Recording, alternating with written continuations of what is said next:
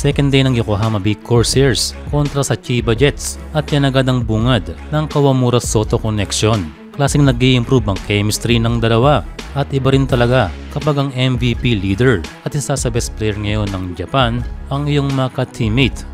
Ito ang sinasabi noon ni Kai na importante sa kanyang mahusay na point guard and for the reason na rin na magagawa niya ang ganitong mga plays.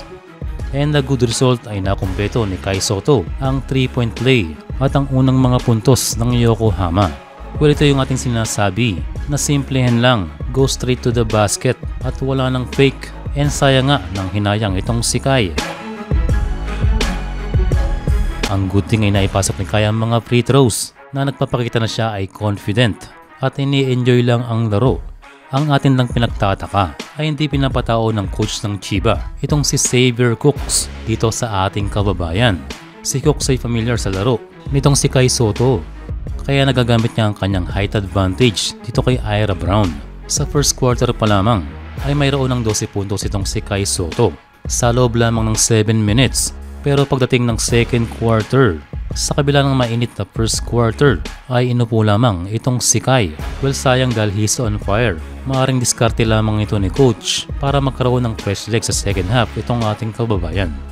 Sa pagsisimula naman ng second half ay na-backs out nitong si Kai si Ira Brown for a follow-up. Mayroon ng 14 puntos itong ating kababayan. Sa next play ay umatake sa basket itong si Xavier Cooks. Sumablay ang floater. Look at the aggression.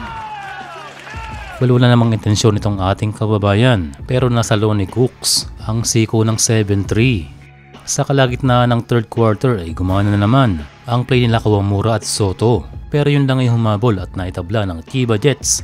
Ang score sa parehong 66. Less than a minute sa fourth quarter ay isang madiin na dunk at second chance points para dito kay Kai Soto para ibalik ang kalamangan sa Corsairs.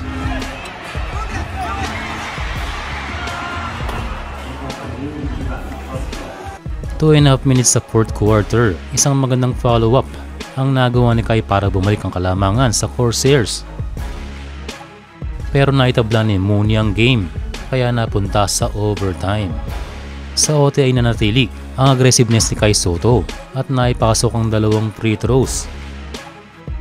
In less than 3 minutes ay pasok ang post-up jumper ni Kai kontra kay Mooney para maitabla ang game. At 14 seconds ay ibigiban for Kai Soto at naipasok ang dalawang free throws. Panalo ang Yokohama Corsairs sa score ng 90-85.